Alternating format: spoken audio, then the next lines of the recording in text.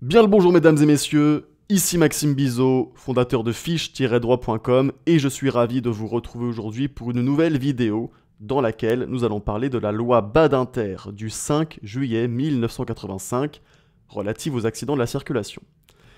Alors qu'est-ce que c'est que cette loi Badinter de 1985 ? Cette loi Badinter de 1985, elle institue un régime spécial d'indemnisation pour les victimes d'un accident de la circulation.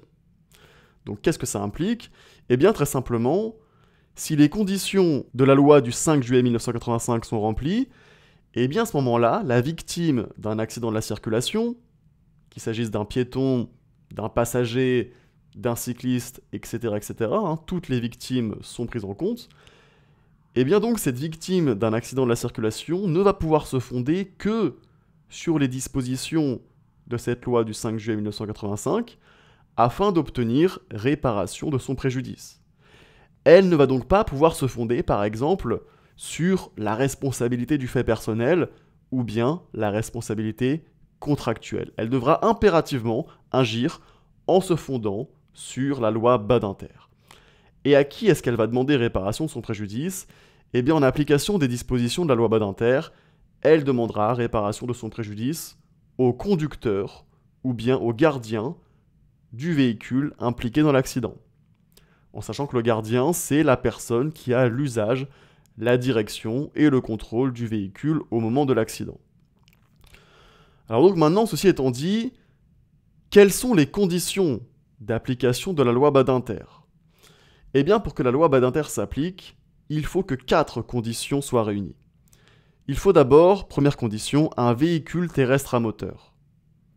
Il faut également un accident de la circulation.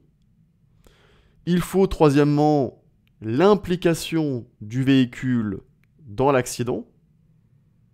Et enfin, il faut un dommage causé par l'accident. Commençons donc par détailler la première de ces conditions, qui est qu'il faut un véhicule terrestre à moteur. On parle de VTAM pour les intimes. Qu'est-ce que c'est qu'un véhicule terrestre à moteur ? Qu'est-ce que c'est qu'un VTAM ? La définition nous est donnée par l'article L110-1 du Code de la route, qui nous dit qu'il s'agit de tout véhicule terrestre pourvu d'un moteur de propulsion, y compris les trolleybus, et circulant sur route par ses moyens propres, à l'exception des véhicules qui se déplacent sur rail. Donc un VTAM, ça va être par exemple une voiture, un camion, un bus, un tracteur. Et inversement, ne sont pas des VTAM, au sens de la loi Badinter, les trains, les tramways, parce qu'ils circulent sur rail, ou encore les vélos, par exemple. Voilà donc pour cette notion de VTAM. On a ensuite, deuxième condition, un accident de la circulation. Alors qu'est-ce qu'on peut dire à ce sujet-là ? D'abord, ce qu'il faut dire, c'est que cet accident, il doit être involontaire, il doit être non intentionnel. Il doit s'agir d'un événement fortuit, qui n'était pas prévu. Et également, il doit s'agir d'un accident de la route, c'est-à-dire que la loi Badinter n'est applicable que si le dommage est causé par la fonction de déplacement du véhicule. Donc, la loi Badinter, elle sera applicable si, au moment de l'accident, le VTAM était en déplacement. Ça, c'est assez évident. Mais, ce qu'il faut bien comprendre, c'est que le véhicule n'a pas nécessairement à être en mouvement pour que la loi Badinter s'applique, puisque la jurisprudence juge de manière constante que la loi Badinter est applicable lorsque le VTAM stationnait sur la voie publique. Là aussi, on va considérer que le dommage est causé par la fonction de déplacement du véhicule. Et aussi, à l'inverse, l'application de la loi Badinter sera exclue dans le cas où le VTAM était à l'arrêt et que le dommage est étranger à la fonction de déplacement du VTAM. Par exemple, la loi Badinter ne sera pas applicable si le véhicule est utilisé comme instrument de travail. On peut penser par exemple à un camion pizza. Ensuite, troisième condition, il faut que le VTAM soit impliqué dans l'accident. À savoir que cette implication, elle est actée en cas de contact avec la victime ou le véhicule de la victime. Donc concrètement, lorsque le VTAM a été en contact avec la victime ou le véhicule de la victime, on considère qu'il est impliqué dans l'accident. Il s'agit d'une présomption irréfragable qui ne peut donc pas être renversée. Mais s'il n'y a pas eu contact, eh bien, il peut tout de même y avoir implication. Et à ce moment-là, c'est à la victime de prouver que le VTAM a joué un rôle dans l'accident. Et puis enfin, quatrième condition, il faut un dommage, il faut donc une victime qui subisse un dommage causé par l'accident. Ce qu'il faut dire à ce sujet, c'est qu'il existe une présomption simple de causalité entre l'accident et le dommage lorsque le dommage est concomitant à l'accident, c'est-à-dire quand il survient au même moment. Donc lorsque le dommage survient au même moment que l'accident, on présume que le dommage est causé par l'accident. En revanche, lorsque le dommage ne survient pas au même moment que l'accident, c'est alors à la victime de prouver que le dommage a été causé par l'accident.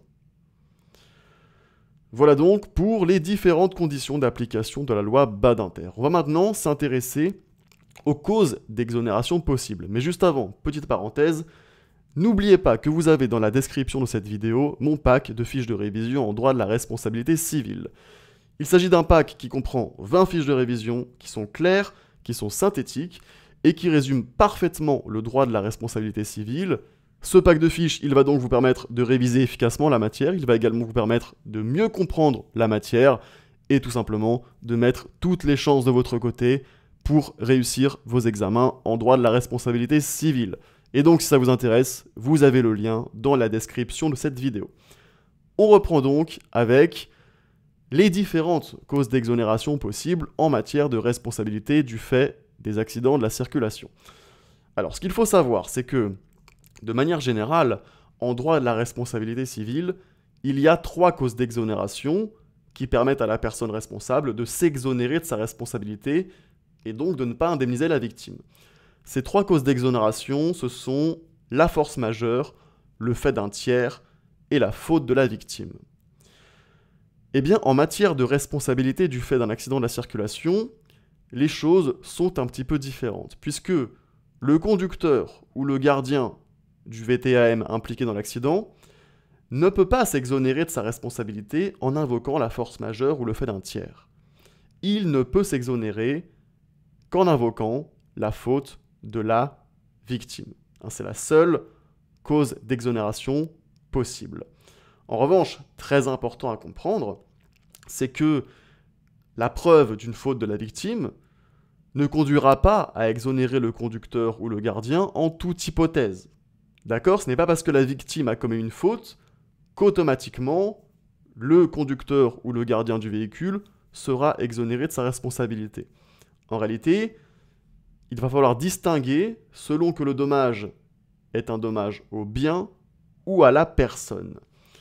Commençons donc avec la première hypothèse, qui est le dommage à la personne. Donc on est dans la situation où il y a eu un accident de la circulation, et il y a une victime qui a subi un dommage à sa personne, qui a donc subi concrètement un dommage corporel. À ce moment-là, on va devoir opérer une nouvelle distinction selon que la victime est conductrice ou non. Si jamais la victime n'est pas conductrice, par exemple un piéton, eh bien à ce moment-là, elle ne va pouvoir se voir opposer sa faute que dans 2 hypothèses. D'abord, si elle a volontairement recherché le dommage, on peut penser par exemple à un suicide. Et ensuite, deuxième hypothèse, si elle a commis une faute inexcusable et que cette faute est l'unique cause de l'accident. En sachant que la faute inexcusable est définie comme une faute volontaire d'une exceptionnelle gravité, exposant sans raison valable son auteur à un danger dont il aurait dû avoir conscience. On peut penser par exemple au fait de traverser une autoroute. Et donc, ce n'est que dans ces 2 hypothèses que le conducteur ou le gardien du véhicule impliqué dans l'accident pourra s'exonérer de sa responsabilité et donc ne pas indemniser la victime.